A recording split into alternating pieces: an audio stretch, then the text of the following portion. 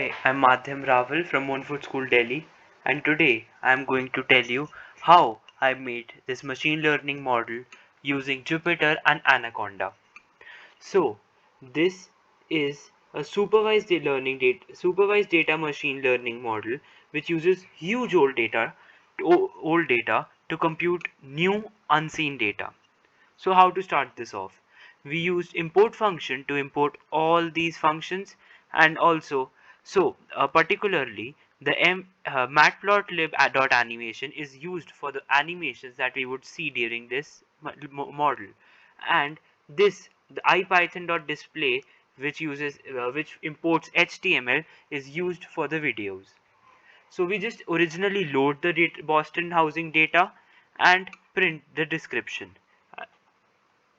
So as you can see that all of these descriptions were given originally in the data set. Then we just we just print all the values, which had approximately 506 rows and 13 columns. So we set our targets, and then we just print our targets to have a broad understanding what were the maximum and minimum values. We concatenate the features, and we just concatenate the features and their attributes to see what the values look like. You can see, like, when we print our graphs, this is like LStat is the has the maximum value, then RM, then PT ratio, index, tax, NOx, crime, age, etc. So then we just normalize it. So as you can see, these are the data before normalization. After normalization, there is the data. So after normalization, we start with the mean square error, or the MSE. We calculate the MSE of the data. Then we just split the data set. We use gradient descent, linear regression, update data frame. So there are some like small videos, as you can see.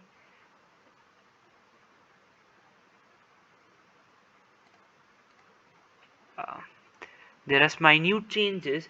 This ensures that our data is much of a continuous one now.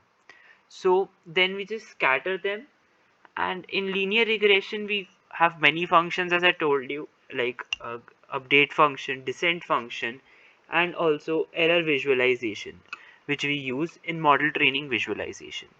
For prediction, we compute the predicted values for each x value using the line with m, and c values learned from the gradient descent. We then reshape the test arrays from rows to columns, and then scale the predicted test and arrays. We store them under different names now.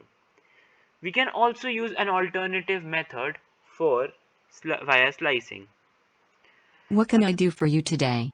So like we use the inverse function,